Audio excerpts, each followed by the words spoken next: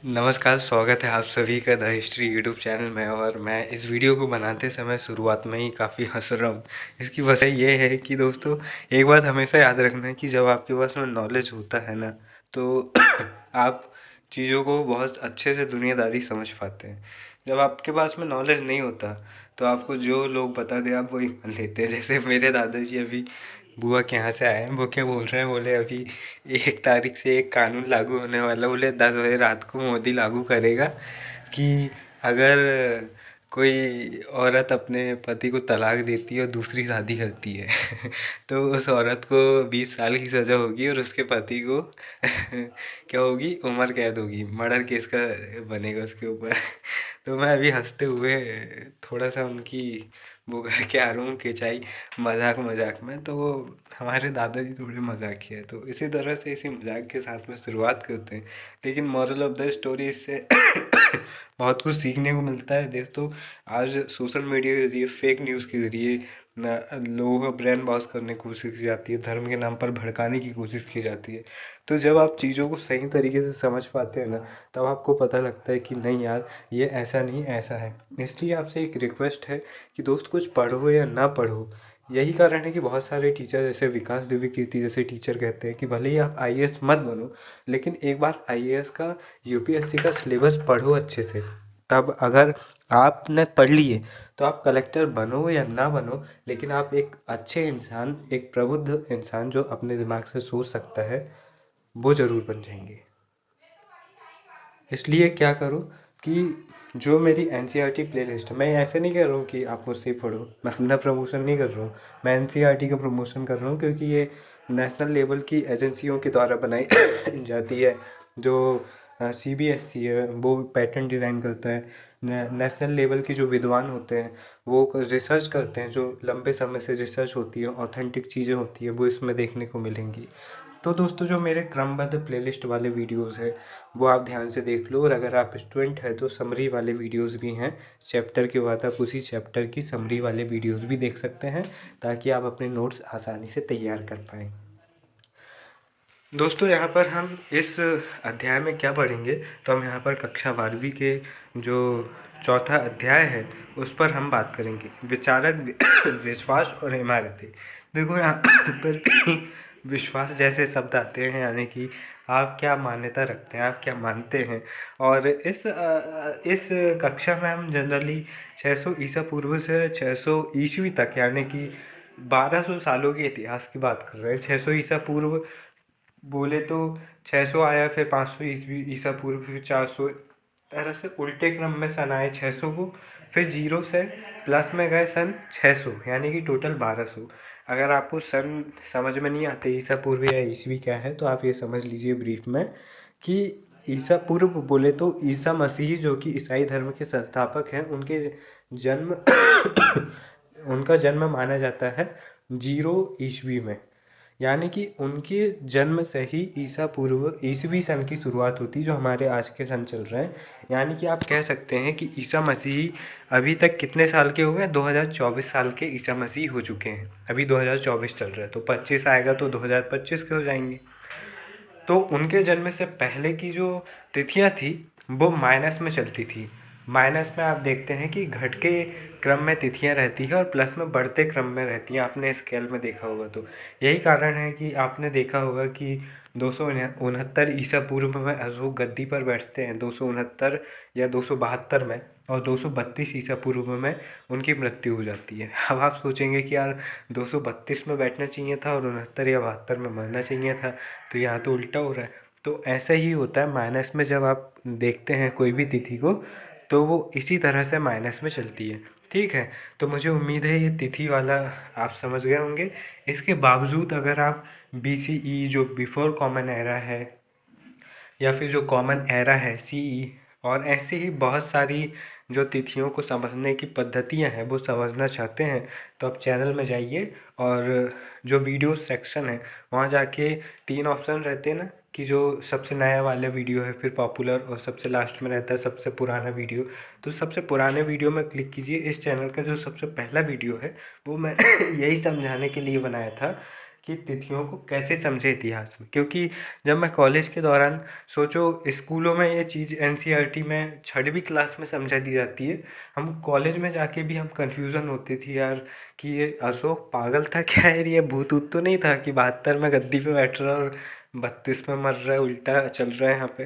तो बहुत बातचीत हो गई, 5 मिनट का टाइम पास हो गया थोड़ा सा, ताकि आप मुझे जान सकें और आपको ये लग सके कि भैया मैं थोड़ा सा टाइम पास करते हुए पढ़ा सकता हूँ। तो पढ़ा सकता हूँ ये तो नहीं बोलूँगा क्योंकि मैं खुद भी पढ़ रहा हूँ। चलिए आइए शुरुआत करते हैं। देखिए सांची की एक झलक, यहाँ पर ये इनके बारे में बताया जा रहा है। दोस्तों यार मैं यहाँ पर माफ़ी चाहूँगा क्योंकि मैंने ये चैप्टर तो पढ़ा चुका हूँ और इसका वीडियो भी अपलोड हो चुका है, लेकिन पता नहीं मैं दादा की बात बताने के चक्कर में चौथा अध्याय खोल के बैठ गया। 5वां अध्याय में हम यहाँ पर आते हैं यात्रियों के नज़रिए। सॉरी इसके लिए, वो थोड़ी सी गलती हो गई, मैं चौथा अध्याय आपको बताने लगा। चौथा अध्याय का वीडियो पहले से ही चैनल पर मौजूद है। यहाँ पर हम 5वें अध्याय पर आते हैं, यात्रियों के नज़रिए। समाज के बारे में उनकी समझ लगभग 10वीं से 17वीं शताब्दी तक। तो यहाँ पर चैप्टर की शुरुआत में ये भाई लोग आपका पान खिला के मुँह लाल करवाने वाले हैं, क्योंकि यहाँ पर पान के पत्ते दिख रहे हैं और इसके नीचे आपके सिर में ये नारियल भी फोड़ेंगे ताकि आपको चीज़ें अच्छे से समझ में आ जाए। और जिनको ये चैप्टर समझ में नहीं आएगा ना, वो ये नारियल देख लेना, सेम टू सेम ऐसे ही आपके सिर में फूटना चाहिए, ठीक है। क्योंकि अगर आप इजी वे में भी नहीं समझ पा रहे हैं तो फिर हो सकता है कि आप समझना नहीं चाह रहे हैं, फिर आप ज़िंदगी में कुछ बेहतर कीजिए, कुछ और कीजिए, हो सकता है कि वो आपके लिए फ़ायदेमंद हो। दोस्तों यात्रा वृतांतों के ज़रिए भी इतिहास को समझने में मदद मिलती है। जैसे कि उज़्बेकिस्तान से जो अलबरूनी आया उसके विषय में हमें उसके यात्रा वृतांतों से 14वीं शताब्दी में जो इब्न बतूता आता है और मोरक्को से यहाँ आता है, तथा फ्रांसीसी यात्री जो फ्रांसिस्को वर्नियर 17वीं शताब्दी में आता है, इनके विषय में भी जानकारी मिलती है। दोस्तों ये छोटी छोटी चीज़ें आप इन्हें नज़रअंदाज ना करें। दोस्तों शुरुआत में ही कह रहा हूँ कि आप नोट्स बाकायदा बनाते जाओ, अपने तरफ से भी, मैं भी तो दूंगा ही, लेकिन आप भी बनाते जाना।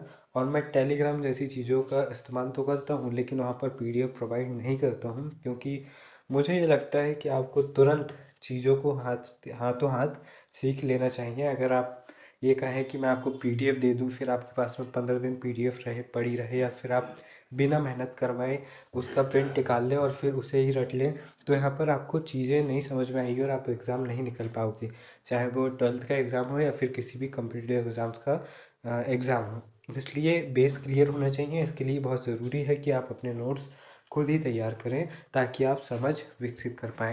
तो यहाँ पर दोस्तों नोट्स बनाना और इनके जो यात्री हैं इनकी जगह के नाम लिखना, और आगे जाके आपको ये भी समझना है कि किस यात्री का महत्व किस भारतीय शासक के विषय में ज़्यादा मिलता है। जैसे कि जो मोरक्को का जो इब्न बतूता है या फ्रांसिस्को वर्नियर है, इन लोगों ने क्या किया, इन लोगों ने जो विजयनगर साम्राज्य है उसकी यात्रा भी की थी और उसके प्रमुख स्रोतों के रूप में इनके साहित्य को भी जाना जाता है। अलबरूनी के उद्देश्य की बात करें तो अलबरूनी ने अपने कार्यों का विवरण किस प्रकार किया। वह लिखता है, उन लोगों के लिए सहायक जो उनसे हिंदू हो, यानी कि उनसे धार्मिक विषयों पर चर्चा करना चाहते हैं, और ऐसे लोगों के लिए एक सूचना का संग्रह जो उनके साथ संबंध होना चाहते हैं।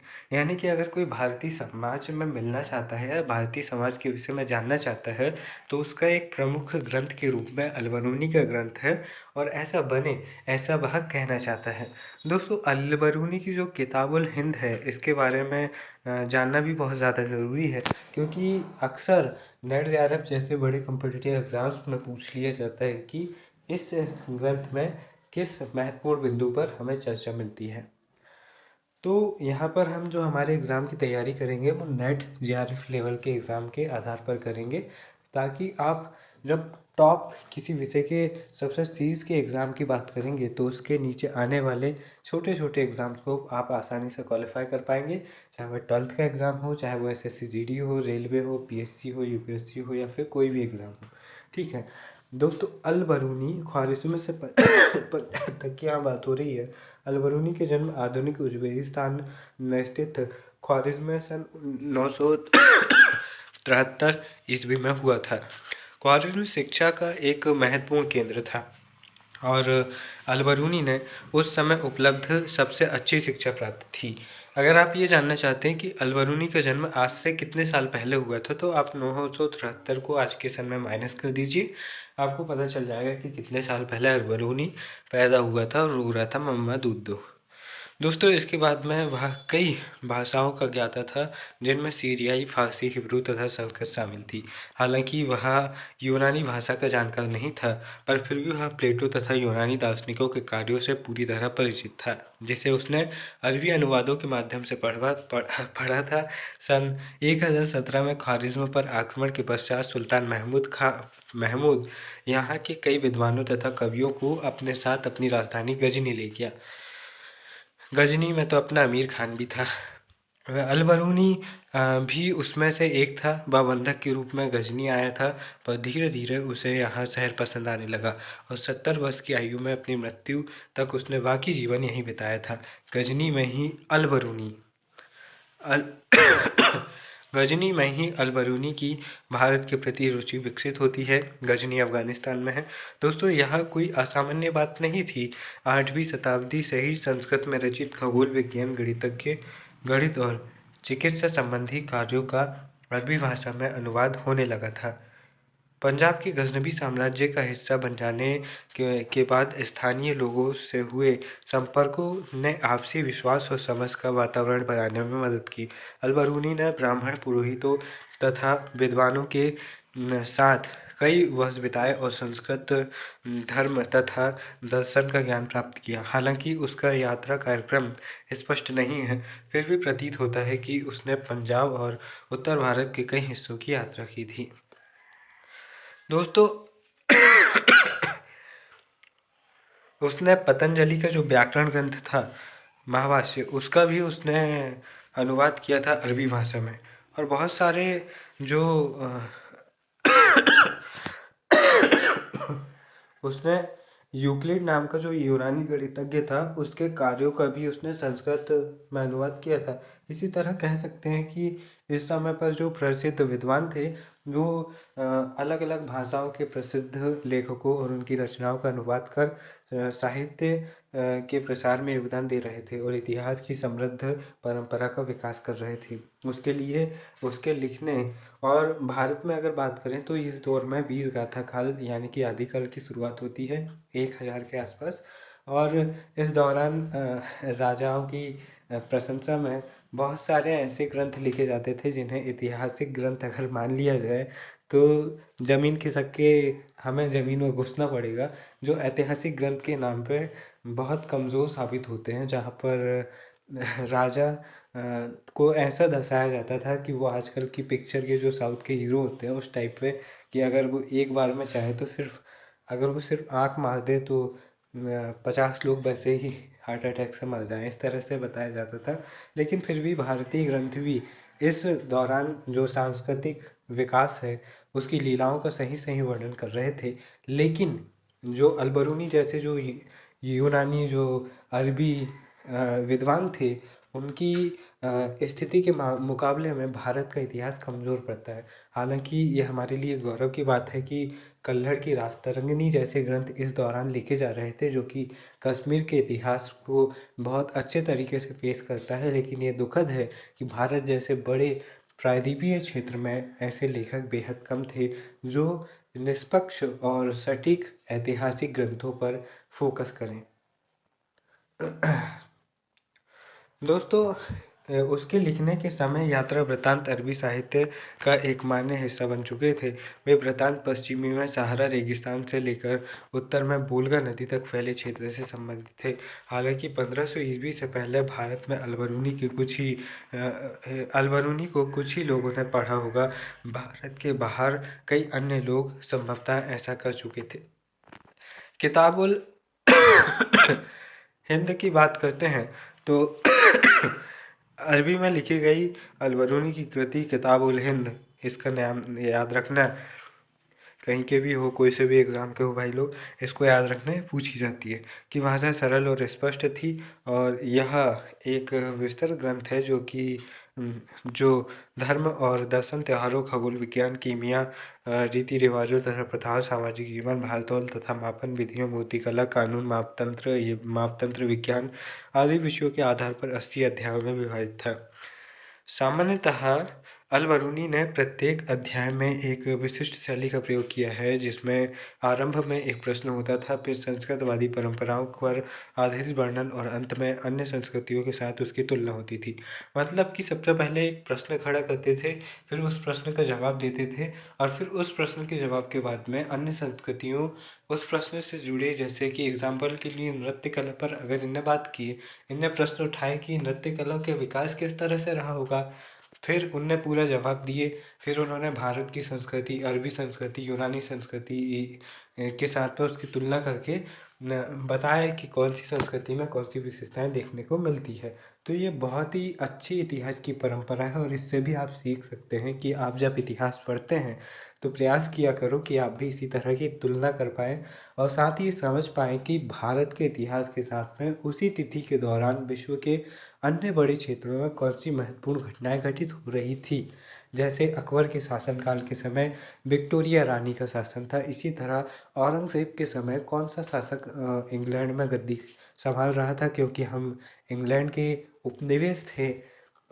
साथ ही ये भी हमें पता होना चाहिए कि भारत की घटनाओं के समकालीन यूरोप में क्या चल रहा था, जब 1453 में यूरोप गुजर रहा था उससे पुनर्जागरण और अंधविश्वासों के काल से, और पुनर्जागरण में वहाँ शुरुआत हो रही थी। उस दौर में तो भारत में विजयनगर जैसी समृद्ध सांस्कृतिक सभ्यताओं का काल चल रहा था। दोस्तों, यहाँ पर अल-बरूनी जिसने लेखन में भी अरबी भाषा का प्रयोग किया था, ने संभवतः अपनी कृतियाँ उपमहाद्वीप के सीमांत क्षेत्रों में रहने वालों लोगों के लिए लिखी थी। वह संस्कृत, पाली तथा प्राकृत भाषा के ग्रंथों के अरबी भाषा के अनुवादों तथा रूपांतरणों से परिचित था। इनमें दंतकथाओं से लेकर खगोल विज्ञान और चिकित्सा संबंधी कृतियाँ भी शामिल थी, पर साथ ही इन ग्रंथों की लेखन सामग्री, शैली के विषय में उसका दृष्टिकोण आलोचनात्मक था और निश्चित रूप से वह उनमें सुधार करना चाहता था। दोस्तों, इतिहास में वही व्यक्ति दर्ज होता है जो कहीं ना कहीं ज्ञान के क्षेत्र से जुड़ा हो, या फिर वो कोई बड़ा सम्राट हो। अल-बरूनी जैसे लोग, इनके पास क्या था? इनके पास कुछ नहीं था, बस इनके पास ज्ञान था जिसका इन्होंने सही तरीके से समाज के विकास के लिए उपयोग किया और इन्होंने अच्छे अच्छे ग्रंथ लिखे। इसलिए जो नॉलेजेबल लोग होते हैं, जो प्रबुद्ध लोग होते हैं, जो समाज के विकास के लिए काम करते हैं, लोग भले ही उन्हें भूल जाएं, भले ही उनकी ज़िंदगी एक समय पर भिखारियों की जैसी रहे लोगों की मदद करने के चक्कर में, लेकिन इतिहास में एक दौर आता है जब लोग उन्हें पूछते हैं। डॉक्टर भीमराव अम्बेडकर को ही देख लीजिए, उन्होंने अपने जीवन में कितने दुख सहे, अपने जीवन के अंतिम दिनों तक भी जीवन में शांति की तलाश करते रहे, लोगों के लिए प्रयास करते रहे। जब भारत सरकार ने उनकी डिमांडें नहीं मानी तो उन्होंने विधि मंत्री के पद से इस्तीफा दे दिया। हो सकता है कि उस समय के दौर में उनका जीवन तब भी संघर्षरत रहा हो, लेकिन आज के दौर में जो भी दलित समुदाय का व्यक्ति है वो उन्हें अपने आदर्श के रूप में देखता है, बिरसा मुंडा के समान उन्हें भगवान मानता है। तो इसी तरह जब आप प्रबुद्ध बनेंगे, जब आप नॉलेजेबल बनेंगे, जब आप समाज के लिए आवाज़ उठाएंगे, तो आने वाले समय में लोग आपको एक ऐतिहासिक व्यक्ति के रूप में याद रखेंगे ही रखेंगे। हिंदू शब्द लगभग 6वीं-5वीं शताब्दी ईसा पूर्व में प्रयुक्त होने वाला एक प्राचीन फारसी शब्द जिसका प्रयोग सिंधु नदी यानी कि इंडस के पूर्व के क्षेत्रों के लिए होता था, से यह शब्द निकला था। अरबी लोगों ने इस फारसी शब्द को जारी रखा था और इस क्षेत्र को अल हिंद तथा यहाँ के निवासियों को हिंदी कहा। दोस्तों, कालांतर में तुर्कों ने सिंधु के पूर्व रहने वाले लोगों को हिंदू और उनके निवास क्षेत्र को हिंदुस्तान तथा उनकी भाषा को हिंदवी नाम दिया। इनमें से कोई भी शब्द लोगों की धार्मिक पहचान का द्योतक नहीं था और आज हम यह मानते हैं कि हिंदू हिंदू हिंदू करते हैं, जो कि मैं हिंदू क्या है, हिंदू पूर्व के इधर साइड में रहने वाले पूर्व में रहने वाले लोगों की पहचान है हिंदू, क्योंकि वो हिंदू नदी, जैसे सिंधु जो मूल नदी थी उसे भी अपभ्रंश करके उन्होंने क्या कर दिया, हिंदू कर दिया। और हिंदू नदी के इधर साइड रहने वाले लोग हिंदू है, यानी कि भारत में रहने वाला मुस्लिम व्यक्ति भी हिंदू है, भारत में रहने वाला क्रिश्चियन सिख व्यक्ति भी हिंदू है, जैन बौद्ध भी हिंदू है। जबकि हमारी जो धार्मिक पहचान है जिसे हम हिंदू कहते हैं, उसका वास्तविक नाम क्या है, सनातनी परंपरा, जो चिरकाल से चली आ रही है और देवी देवताओं की परंपरा है। लेकिन आज इस बड़े क्षेत्रीय हिसाब से इस परंपरा को हिंदू परंपरा कहा जाता है, क्योंकि उस दौर में देश में जो व्यापक स्तर पर एक धर्म था सनातन परंपरा, उसी को उस हिंदू क्षेत्र की सबसे बड़ी परंपरा माना गया और उसके आधार पर उस धर्म को हिंदू धर्म कहा गया। दोस्तों, इस शब्द का धार्मिक संदर्भ में प्रयोग बहुत बाद की बात है और बहुत बाद में इसका प्रयोग देखने को मिलता है। यहाँ पर इब्न बतूता का रेहला, यहाँ पर हमने अल-बरूनी की बात की, अब हम इब्न बतूता की बात करते हैं। और ये आरंभिक विश्व यात्री थे। इब्न बतूता द्वारा अरबी भाषा में लिखा गया उनका यात्रा वृत्तांत, जिसे रेहला कहा जाता है। आपसे गुजारिश है कि इन ग्रंथों और रचनाकारों की लिस्ट बनाएं और इन्हें अच्छे से याद रखें, या तो समझकर या फिर रटकर, आपके ऊपर निर्भर है। 14वीं शताब्दी में भारतीय उपमहाद्वीप के सामाजिक तथा सांस्कृतिक जीवन के विषय में बहुत ही प्रचुर तथा रोचक जानकारियाँ देता है। मोरक्को के इस यात्री का जन्म तंजीर के सबसे सम्मानित एवं शिक्षित परिवारों में से एक, जो इस्लामी कानून अथवा शरिया पर अपनी विशेषज्ञता के लिए प्रसिद्ध था, इस परिवार में इनका जन्म हुआ था। अपने परिवार की परंपरा के अनुसार इब्न बतूता ने कम उम्र में ही साहित्य और शास्त्ररूढ़ शिक्षा हासिल कर ली थी। अपनी श्रेणी के अन्य सदस्यों के विपरीत इब्न बतूता पुस्तकों के स्थान पर यात्राओं से अर्जित अनुभव को ज्ञान पर अधिक महत्वपूर्ण स्रोत मानते थे। यानी कि ये मानते थे जो देखा है वही लिखेंगे, जो हमने देखा नहीं हम उसे कैसे मान सकते हैं। चारवाक जो दर्शन है भारतीय दर्शनों में से एक है, षड दर्शन में से एक है, वो दर्शन भी कुछ इसी तरह की बात करता है कि जो हमने देखा नहीं वो हम माने कैसे। यथार्थ ही वास्तविकता है, वास्तविकता ही यथार्थ है। दोस्तों,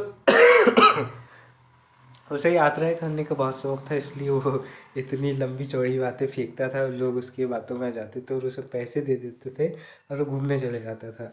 तो आप भी अपने घर वालों के ऊपर ऐसी कुछ टिप्स आजमा कर देखो कि भैया जो हमने देखा नहीं हम उसे कैसे माने।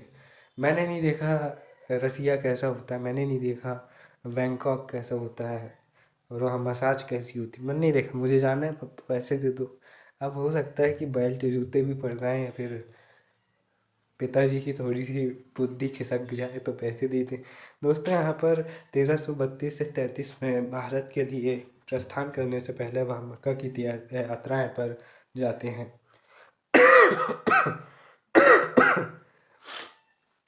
यात्राएं और सीरिया, फारस, यमन, ओमान तथा पूर्वी अफ्रीका के कई तटीय व्यापारिक बंदरगाहों की यात्रा वह कर चुके थे।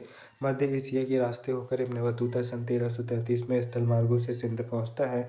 उसने दिल्ली के सुल्तान मोहम्मद बिन तुगलक के बारे में सुना था और कला और साहित्य के एक दयाशील संरक्षक के रूप में उसकी ख्याति से आकर्षित हो बतूता ने मुल्तान से उच्च के रास्ते होकर दिल्ली की ओर प्रस्थान किया। दोस्तों, यहाँ पर इब्न बतूता किस तरह का विवरण लिखता है ये समझते हैं।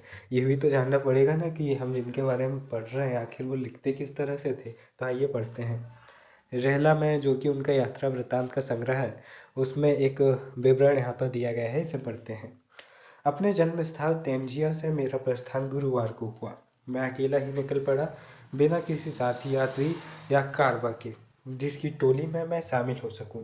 लेकिन अपने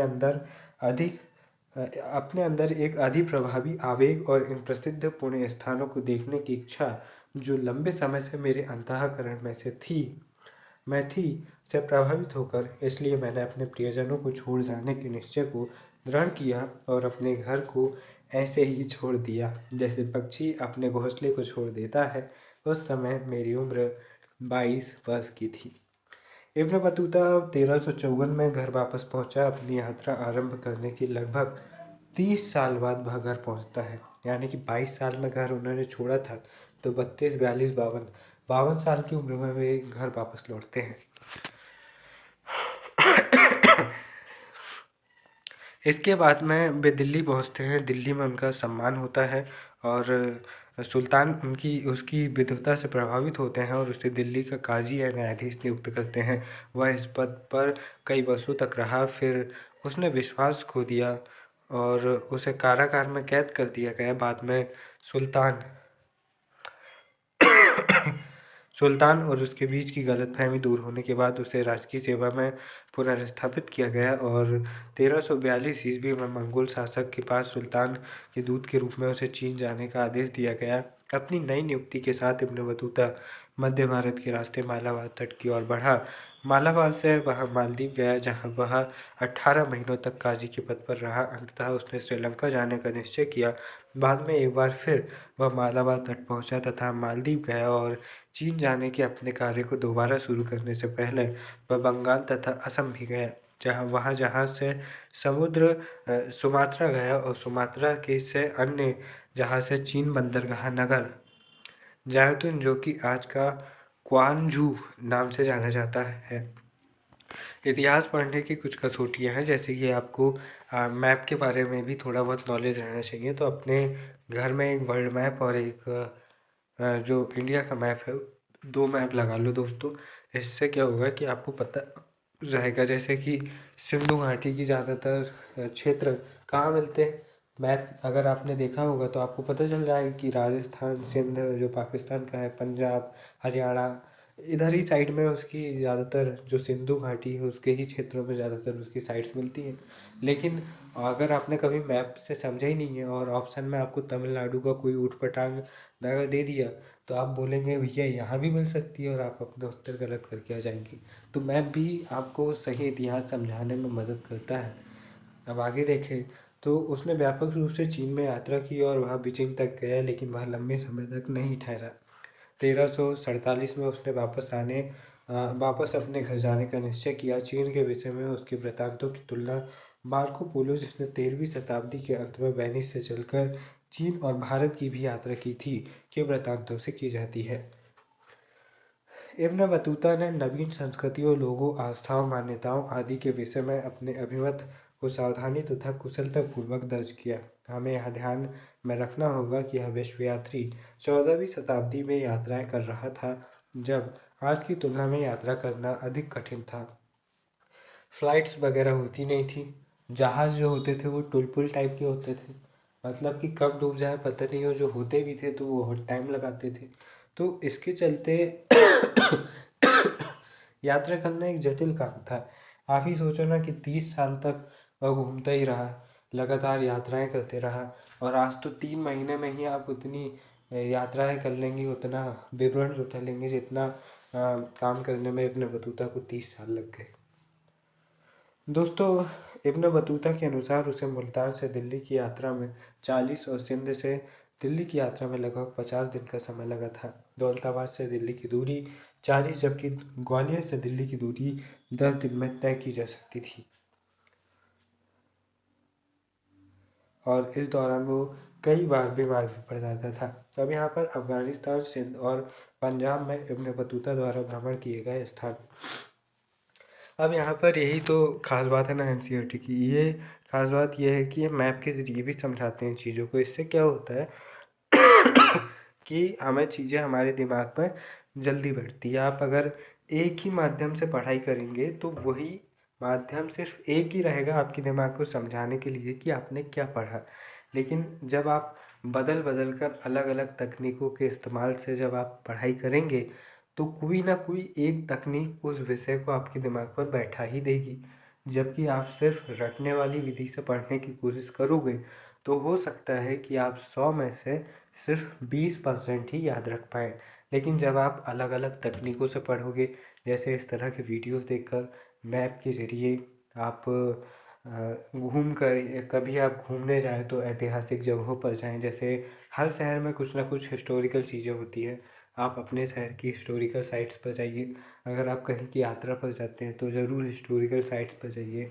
इससे आपको पता लगेगा। जब आप मंदिर जाएँ कोई बड़े, तो आप ये देखिए कि ये नागर शैली का है या द्रविड़ शैली का है, समझने का प्रयास कीजिए।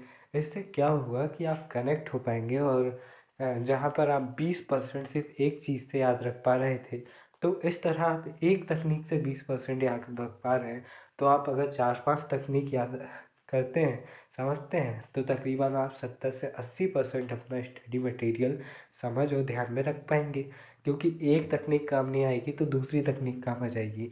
और इसे ही टेक्निकल पढ़ाई कहते हैं, टेक्निकल स्टडी कहते हैं, जिसके ज़रिए बहुत सारे टॉपर्स अपनी पढ़ाई को बेहतर बना पाते हैं। दोस्तों, यहाँ पर कंधार जो कि अफगानिस्तान में है, फिर ये अंदोए, बाघ, क्रिमिद, क्रुद, परवान, काबुल, गजना, ये जितने भी आपको ये दिख रहे हैं ना, ये डॉट में, ये सारे वो स्थल है जहाँ पर से ये यात्राएं करके गए थे। ये सिंधु, ऊजा, मुल्तान, अजुद्दीन, अजुदाजान, अबूहर, सहरस्ती, हरसी, दहली। दहली ये दिल्ली का एक किला है, जिसे किला नुमा एक शहर है जिसे बनाया गया था। इस तरह से आप देख सकते हैं।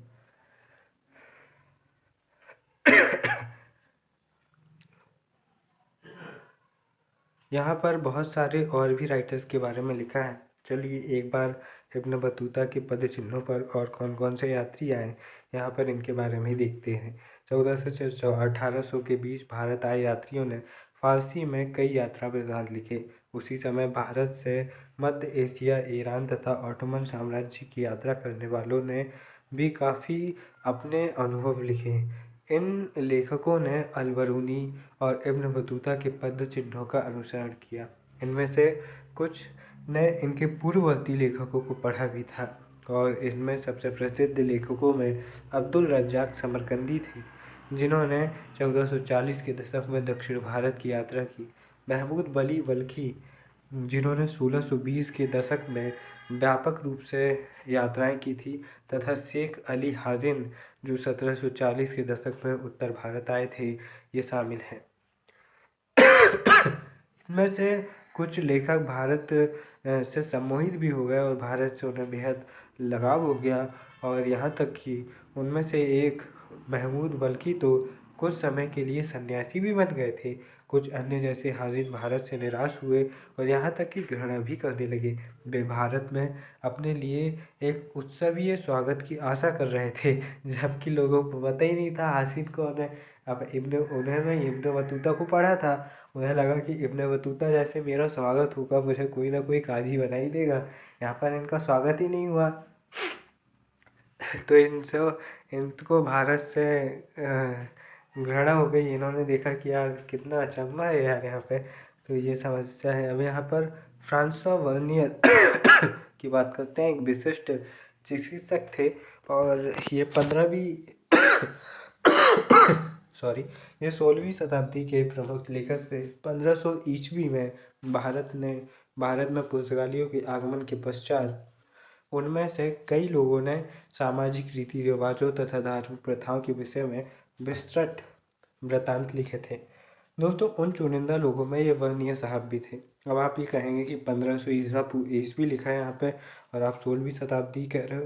तो दोस्तों, यहाँ पर ऐसे ही होता है, जैसे अभी 2000 वाले सन चल रहे हैं, लेकिन ऐसे 21वीं शताब्दी कहते हैं, क्योंकि सन की शुरुआत 0 से हुई थी, फिर 100 तक सन चले, उसे पहली शताब्दी कहा गया, और फिर जब 101 से 102 वाली लाइन चली तो उसे दूसरी शताब्दी कहा गया।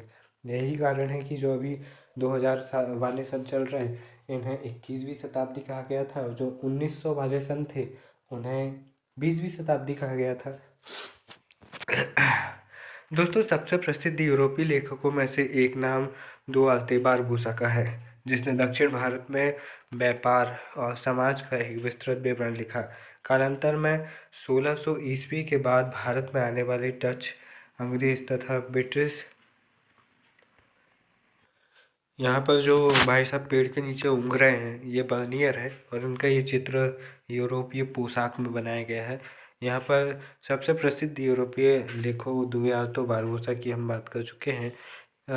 यहाँ पर हम आगे बढ़ें तो इनमें एक प्रसिद्ध नाम फ्रांसीसी जौहरी जो बैप्टिस्ट तेवर्नियर का था, जिसने कम से कम 6 बार भारत की यात्रा की। वह विशेष रूप से भारत को व्यापारिक स्थितियों से बहुत प्रभावित था, और उसने भारत की तुलना ईरान और ऑटोमन साम्राज्य से की थी। इनमें से कई यात्रियों जैसे इतालवी चिकित्सक मनुकी कभी भी यूरोप वापस नहीं गए और भारत में ही बस गए। फ्रांस का रहने वाला फ्रांसवा वर्नियर एक चिकित्सक, राजनीतिक और दार्शनिक तथा एक इतिहासकार थे। कई लोगों की तरह वह भी मुगल साम्राज्य में अवसरों की तलाश में आए थे। वह 1656 से 1668 तक भारत में 12 वर्ष तक रहे और मुगल दरबार से नज़दीकी रूप से जुड़े रहे। पहले सम्राट शाहजहां के ज्येष्ठ पुत्र दारा शिकोह के चिकित्सक के रूप में भी रहे और बाद में मुगल दरबार के एक अर्मीनियाई अमीर दानिशमंद खान के साथ एक बुद्धिजीवी तथा वैज्ञानिक के रूप में भी शामिल रहे। यहाँ पर हमने जो पहले जो फ्रांकोआ तेवर्नियर की बात की थी, तो तेवर्नियर यहाँ देखो ये मटकते हुए यहाँ पर इन्हें भारतीय पोशाक में बताया गया है। पूर्व और पश्चिम की तुलना, यहाँ पर जो इतिहासकार आए, जैसे कि हमने ये बात अल-बरूनी से ही सीखी थी कि इतिहासकारों की एक अच्छी बात ये रही कि वो उन्होंने तुलना की, पहले क्वेश्चन खड़ा किया, फिर उसका सवाल दिया, फिर उसके बाद में तुलना की कि विश्व के अन्य क्षेत्रों में ये संस्कृति कैसी थी। इसी तरह यहाँ पर इन्होंने भी यही किया। बर्नियर ने देश के कई भागों की यात्रा की और देखा कि उसके विषय में विवरण लिखे। वह सामान्यतः भारत में जो देखता था उसकी तुलना यूरोपीय स्थितियों से करता था। उसने अपनी प्रमुख कृति को फ्रांस के शासक लुई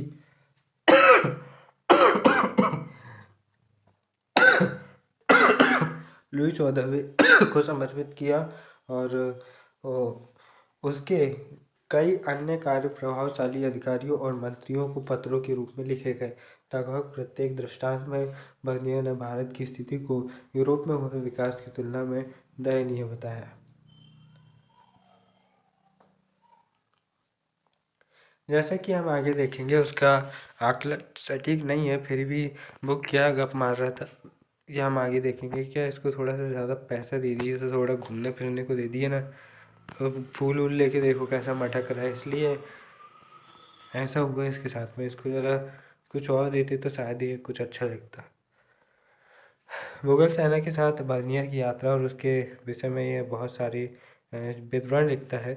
अगर आपको पढ़ने की इच्छा हो तो आप इस वीडियो को रोक कर पढ़ सकते हैं, क्योंकि यहाँ पर मैं तो इसे पढ़ने वाला नहीं हूँ। भारत के विषय में विचारों का निर्माण और प्रसार, इसे ज़रूर पढ़ेंगे।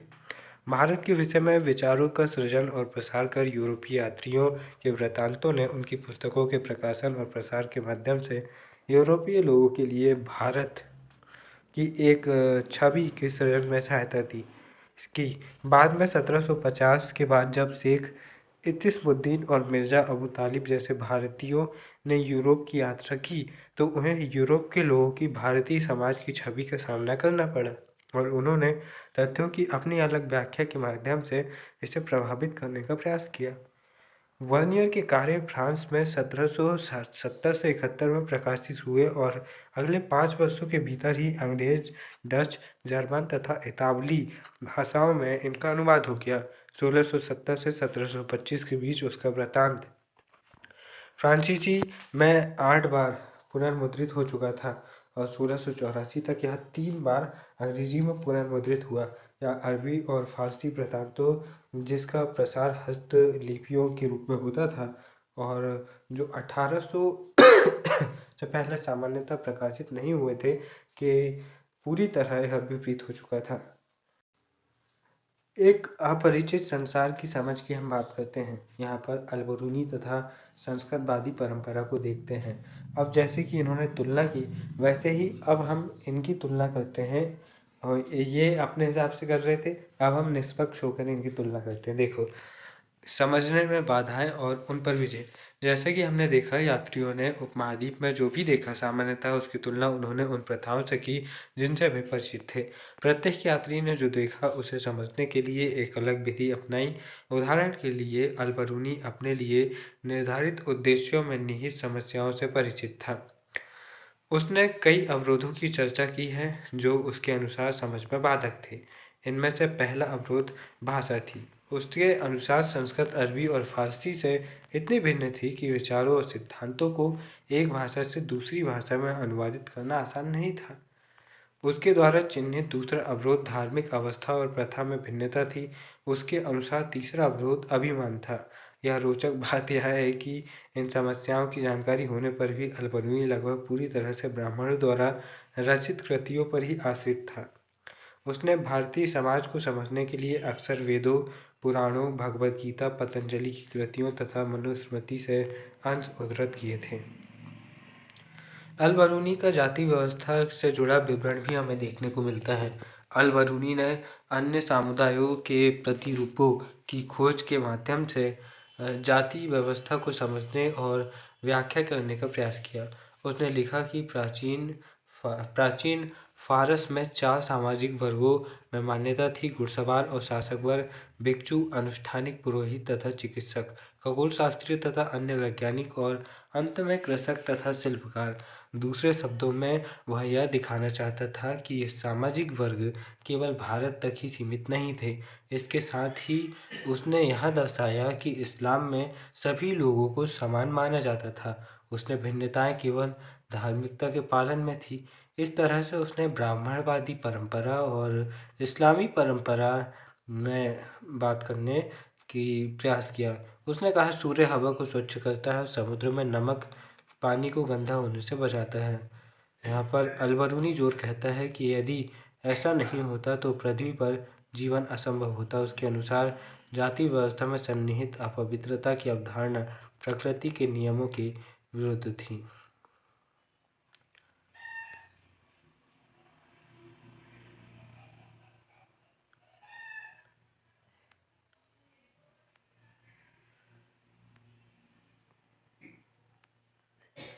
यहाँ पर एक बात, यात्री हमेशा उन्हें बताई गई बातों पर विश्वास नहीं करते थे।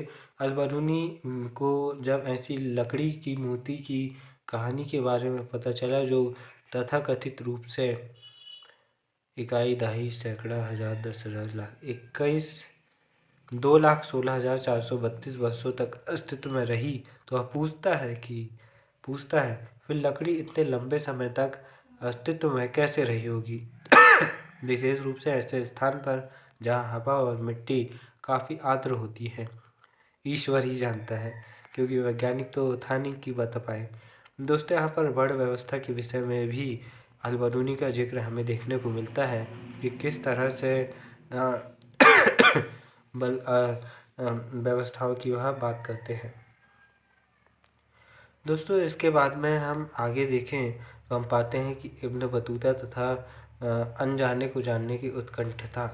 जैसे जब 14वीं शताब्दी में इब्न बतूता दिल्ली आया था तो उस समय तक पूरा महाद्वीपीय एक ऐसे वैश्विक संचार तंत्र का हिस्सा बन चुका था जो पूर्व में चीन से लेकर पश्चिम में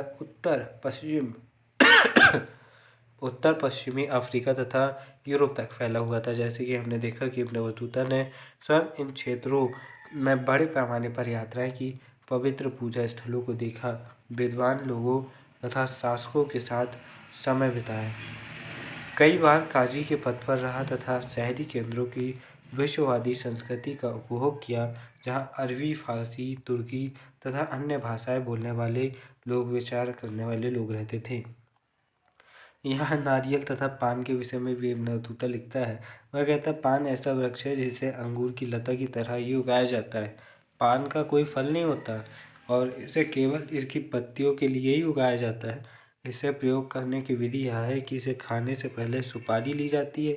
यह जायफल जैसी हुई होती है, पर इसे तब तक तोड़ा जाता है जब तक इसके छोटे छोटे टुकड़े नहीं हो जाते और इन्हें मुंह में रखकर चबाया जाता है। इसके बाद पान की पत्तियों के साथ इन्हें चबाया जाता है। तो इस तरह से पान खाने का वो विवरण देता है, तो सुन लो भी ये।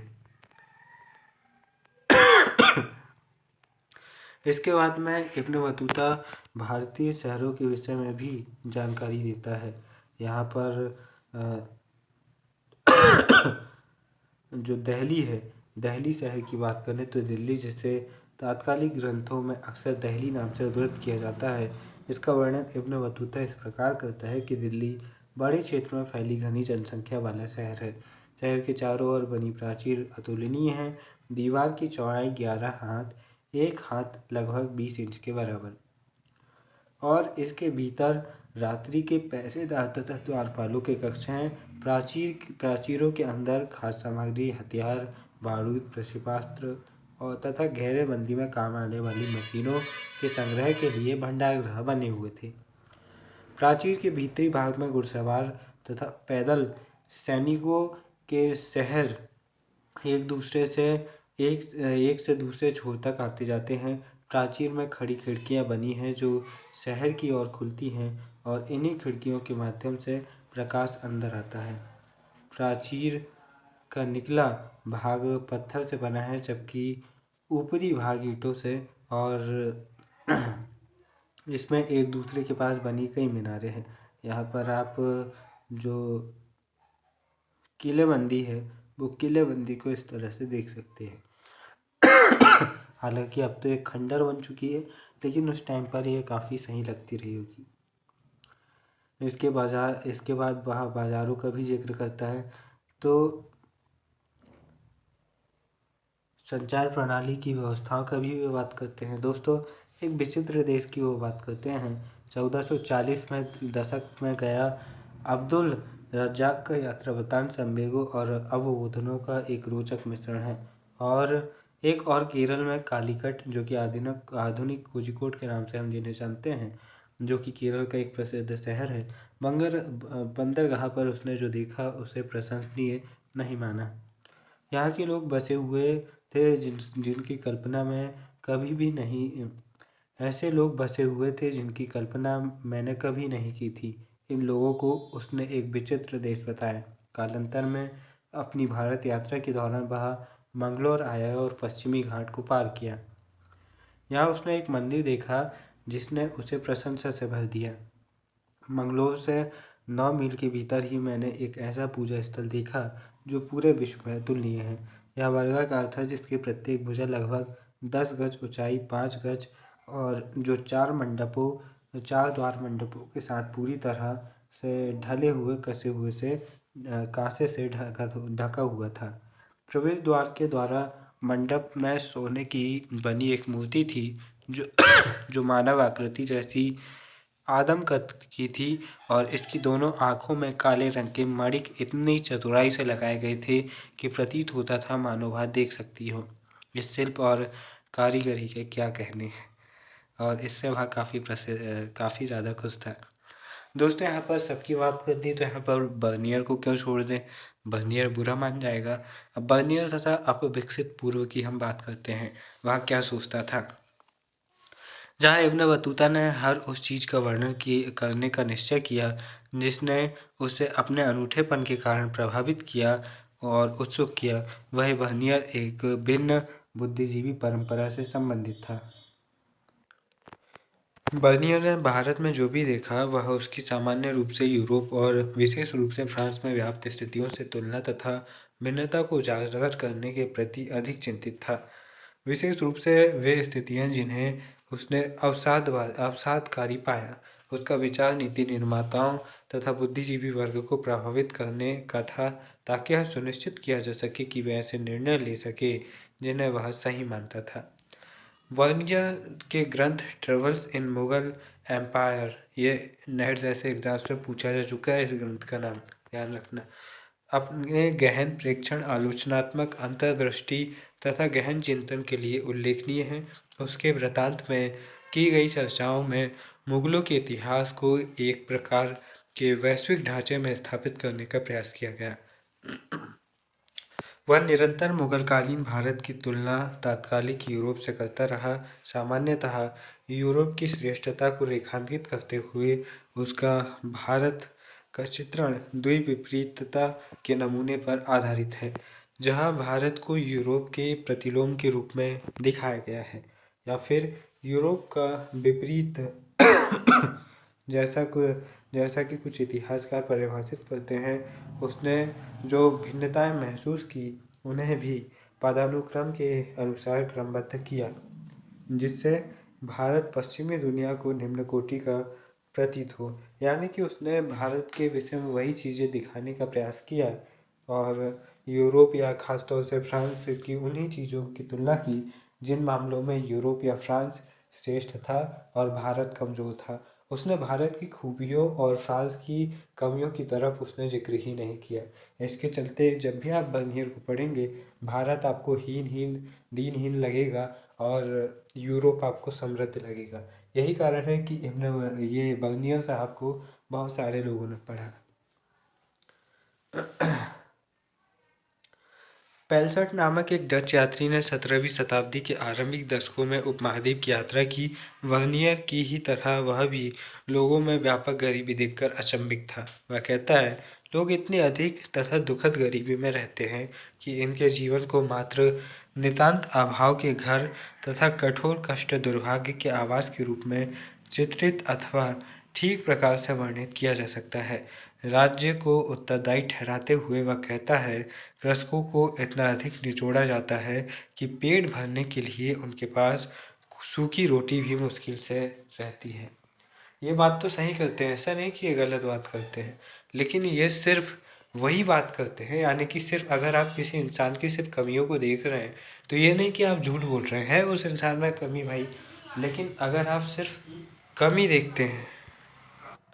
राज्य को उत्तरदायी ठहराते हुए वह कहता है कि कृषकों को इतना अधिक, मतलब हम यहाँ पर बात कर रहे थे कि सिर्फ ये कमियों को देखते हैं।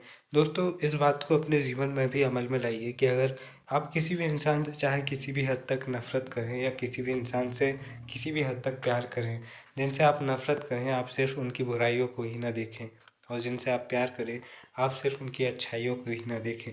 आप दोनों ही चीज़ों के बारे में सजग रहें। आपको अच्छाई और बुराई दोनों के बारे में पता होनी चाहिए। आपको ये पता होना चाहिए कि अकबर के समय से शाहजहाँ के काल तक जो आगरा था और विजयनगर साम्राज्य के समय में जो कृष्णदेव राय का शासन था, उस समय की तुलना अगर आप यूरोप से करें तो यूरोप यहाँ पर भूखा नंगा भिखारी की तरह आपको नज़र आएगा। क्योंकि जब यूरोप में अंधकार का समय, वे खुद कहते हैं अपने इतिहास में कि 14वीं शताब्दी से पहले, जब तक पुनर्जागरण काल नहीं आया था, उससे पहले अंधकार का काल था। वे खुद अपने इतिहास में इस बात को स्वीकार करते हैं। उस दौर में भारत में कितनी समृद्ध परंपराएं, जो विजयनगर साम्राज्य चल रहा था और भी जो क्षेत्र चल रहे थे, उनको देखकर आप यही कहेंगे कि हम उस दौर में यूरोप से काफ़ी ज़्यादा आगे थे। लेकिन ये भी है कि हम कई मामलों में पिछड़े थे, जैसे कि यहाँ पर ये जो पेलसट है ये कह रहे हैं, ये गलत नहीं कह रहे हैं। यहाँ पर बर्नियर जो कह रहे हैं ये भी झूठ नहीं कह रहे हैं। इनसे पहले जो भी इतिहासकार है जो तुलना कर रहे हैं वो गलत नहीं कर रहे हैं, लेकिन इनकी कमी ये है कि सिर्फ ये नकारात्मक तुलना कर रहे हैं। यानी कि सच तो कह रहे हैं, लेकिन ये वही सच कह रहे हैं जिससे छवि सिर्फ खराब होगी। ये वो सच नहीं कह रहे जिससे छवि बनेगी। इसका मतलब होता है कि तथ्यों का इस्तेमाल करके आप किसी की छवि बना भी सकते हैं और किसी की छवि बिगाड़ भी सकते हैं। अगर आप सिर्फ अच्छा ही अच्छा बोलेंगे तो आप गलत तो बोल नहीं रहे, आप अच्छा बोल रहे हैं, लेकिन छवि आप सही बना रहे हैं और गलत बोलकर आप छवि बिगाड़ रहे हैं।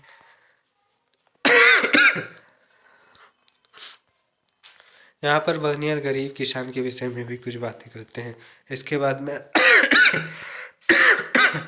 यहाँ पर बर्नियर ने मुगल साम्राज्य को इस रूप में देखा कि इसका राजा भिखारियों और क्रूर लोगों का राजा था। अब सोचो, यहाँ पर इसके शहर और नगर विनिष्ट तथा खराब हवा से दूषित थे और इसके खेत झाड़ीदार तथा घातक दलदल से भरे हुए थे।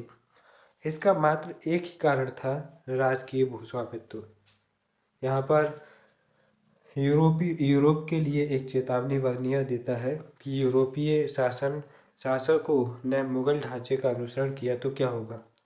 उनके राज्य इस प्रकार अच्छी तरह से जुटे हुए और बसे हुए हैं, इतनी अच्छी तरह से निर्मित, इतने समृद्ध, इतने सुस्थित और फलते फूलते नहीं रह जाएंगे जैसे कि हम उन्हें देखते हैं। दूसरी दृष्टि से हमारे शासक अमीर और शक्तिशाली हैं और हमें यह भी स्वीकार करना चाहिए कि उनकी बेहतर और राष्ट्रीय ढंग से सेवा हो। वे जल्द से जल्द ही रेगिस्तान तथा निर्जन स्थानों के भिखारियों तथा क्रूर लोगों के राजा बनकर रह जाएंगे। तो कुल मिलाकर ये अपने ही राजा को गुणगान करने आए थे और फ्रांस वालों को ये बताने आए थे बर्नियर साहब कि देखो, मैं पूरी दुनिया घूम के आया हूँ, हमारे राजा जैसा दुनिया में कोई भी नहीं है और फ्रांस जैसा देश दुनिया में कहीं भी नहीं है, मैं पूरा विश्व घूम के आ गया हूँ। ऐसी बातें करते हैं। हालांकि वर्नियर के जो साहित्य लेखन है, जो इनका इतिहास लेखन है, इससे समाज की स्थिति का पता चलता है। और जो इतिहास में इनका स्थान ये होगा कि जो तात्कालिक सामाजिक स्थिति है उसके बारे में हम जान सकते हैं कि उस दौरान भारत में क्या था। ठीक है।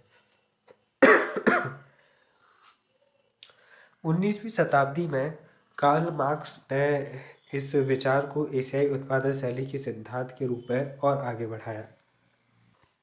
वही विचार जो अमीर गरीब का विचार है, जो वर्नियर कहते हैं। दोस्तों, यहाँ पर मार्क्स ने यहाँ तर्क दिया कि भारत, यानी कि भारत तथा अन्य एशियाई देश जो कि थोड़े पिछड़े इन्हें लगते थे, उनके हिसाब से उपनिवेशवाद से पहले अधिशेष का अधिग्रहण राज्य द्वारा होता था। इसमें एक ऐसे समाज का उद्भव हुआ जो बड़ी संख्या में स्वायत्त तथा समतावादी ग्रामीण समुदाय से बना था। इन ग्रामीण समुदायों पर राजकीय दरबार का नियंत्रण होता था और जनता जब तक अधिशेष की आपूर्ति निर्विघ्न रूप से की जाती रहती थी, इनकी स्वायत्तता का सम्मान किया जाता था। यह एक निष्क्रिय प्रणाली मानी जाती थी। परंतु जैसे कि हम देखेंगे, ग्रामीण समाज का यह चित्रण सच्चाई से बहुत दूर था। बल्कि 16वीं और 17वीं शताब्दी में ग्रामीण समाज में चारित्रिक रूप से बहुत बड़े पैमाने पर सामाजिक और आर्थिक विभेद था। एक और बड़े जमींदार थे जो भूमि पर उच्चाधिकारों का उपभोग करते थे, और दूसरी ओर अस्पृश्य भूमिहीन श्रमिक जो कि बलाहार। इन दोनों के बीच में बड़ा किसान था जो किराए के श्रम का प्रयोग करता था और माल उत्पादन में संलग्न रहता था। साथ ही अपेक्षाकृत छोटे किसान भी थे जो मुश्किल से ही निर्वहन लायक उत्पादन कर पाते थे।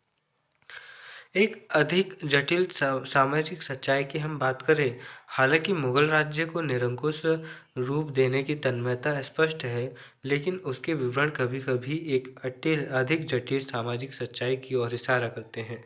उदाहरण के लिए, वह कहता है कि शिल्पकारों के पास अपने उत्पादों को बेहतर बनाने का कोई प्रोत्साहन नहीं था, क्योंकि मुनाफे का अधिग्रहण राज्य द्वारा कर लिया जाता था। इसलिए उत्पादन हर जगह विनाश की ओर था। साथ ही वह यह भी मानता है कि पूरे विश्व से बड़ी मात्रा में बहुमूल्य धातुएं भारत में आती थी, क्योंकि उत्पादों का सोने चांदी और के बदले निर्यात होता था। वह एक समृद्ध व्यापारिक समुदाय जो लंबी दूरी से विनिमय में संलग्न था, उसके अस्तित्व को भी रेखांकित करता है। यहाँ पर बर्नियर के एक वृत्तांत को पढ़ते हैं जिसमें वह कृषि और शिल्प उत्पादन के विषय में कहता है। यहाँ पर आप मुगल काल की एक सोने की चम्मच देखिए, इसमें माणिक जड़े हुए, देखिए कितनी खूबसूरत है। दोस्तों, यहाँ ध्यान देना आवश्यक है कि ये वर्नियर कहते हैं, यहाँ ध्यान देना आवश्यक है कि इस देश के विस्तार भूभाग का अधिकांश भाग अत्यधिक उपजाऊ है। उदाहरण के लिए बंगाल का विशाल राज्य जो मिस्र से न केवल चावल, मकई तथा जीवन की अन्य आवश्यक वस्तुओं के उत्पादन में, बल्कि उन अनगिनत वाणिज्यिक वस्तुओं के संदर्भ में जो मिस्र में भी नहीं उगाई जाती, जैसे रेशम, कपास तथा नील में कहीं आगे है। भारत के कई ऐसे भाग भी हैं जहाँ जनसंख्या पर्याप्त है और भूमि पर खेती अच्छी होती है, जहाँ एक शिल्पकार जो हालांकि मूल रूप से आलसी होता है, आवश्यकता से या किसी अन्य कारण से अपने आप को गलीचों, जरी, कसीदाकारी, कढ़ाई, सोने और चांदी के वस्त्रों तथा विभिन्न प्रकार के रेशम तथा सूती वस्त्रों जो देश में भी प्रयोग होते हैं और विदेश में निर्यात किए जाते हैं, के निर्माण का कार्य करने के लिए बाध्य हो जाता है। यह भी नहीं भूलना चाहिए कि पूरे विश्व के सभी भागों में संचलन के पश्चात सोना और चांदी भारत में आकर कुछ हद तक हो जाता है। यहाँ पर 17वीं शताब्दी में जनसंख्या का लगभग 15% भाग नगरों में रहता था। यह औसतन उसी समय पश्चिमी यूरोप की नगरीय जनसंख्या के अनुपात से भी अधिक था। इतने पर भी बर्नियर मुगलकालीन शहरों को शिव नगर कहता है, जिससे उसका आशय उन नगरों से था जो अपने अस्तित्व और बने रहने के लिए राजकीय शिविर पर निर्भर थे। उसका विश्वास था कि ये राजकीय दरबार के आगमन के साथ अस्तित्व में आते हैं और इसके कहीं और चले जाने के बाद तेजी से समाप्त हो जाते हैं।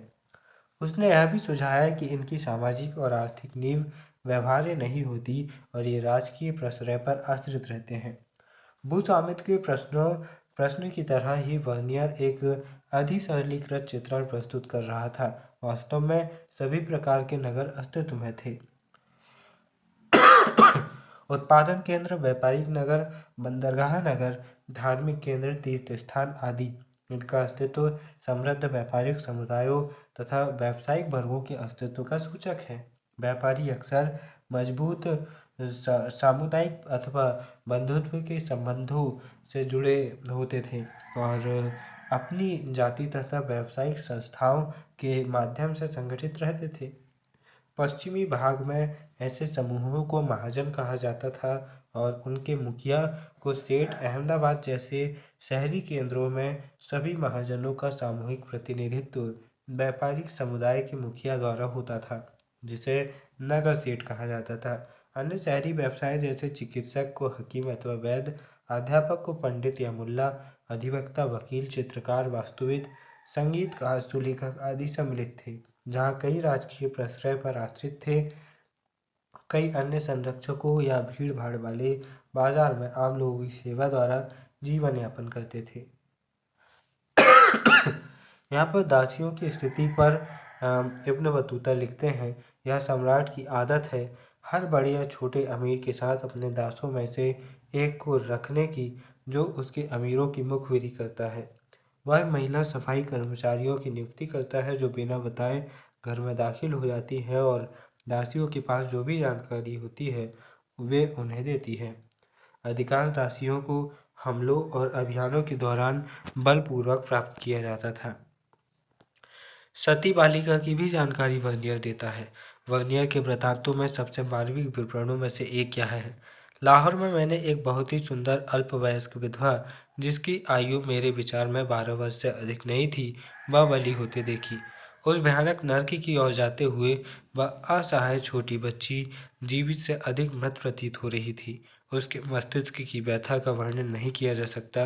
वह कांपते हुए बुरी तरह से रो रही थी, लेकिन 3 या 4 ब्राह्मण, एक बूढ़ी औरत जिसने उसे अपनी आस्तीन के नीचे दबाया हुआ था, की सहायता से उस अनिच्छुक पीड़िता को जबरन घातक स्थल की ओर ले जाए गए। उसे लकड़ियों पर बैठाया गया और उसके हाथ और पैर बांध दिए गए ताकि वह भाग न जाए, और इस स्थिति में उस मासूम प्राणी को जिंदा जला दिया गया।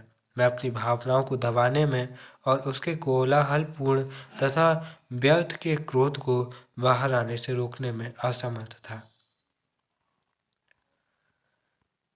जिन यात्रियों ने अपने लिखित वृत्तांत छोड़े वे सामान्यतः पुरुष थे, जिन्हें उपमहाद्वीप में महिलाओं की स्थिति पर विषय रुचिकर और कभी-कभी जिज्ञासापूर्ण लगता था। कभी-कभी वे सामाजिक पक्षपात को सामान्य परिस्थिति मान लेते थे। उदाहरण के लिए, बाजारों में दास किसी भी अन्य वस्तु की तरह खुले आम बाजार में बेचे जाते थे और नियमित रूप से भेंट स्वरूप दिए जाते थे। जब इब्न बतूता सिंध पहुंचा तो उसने सुल्तान मोहम्मद बिन तुगलक के लिए भेंट स्वरूप घोड़े, ऊंट तथा दास खरीदे। जब वह मुल्तान पहुंचा तो उसने गवर्नर को किशमिश के बादाम के साथ एक दास और घोड़ा भेंट स्वरूप दिए।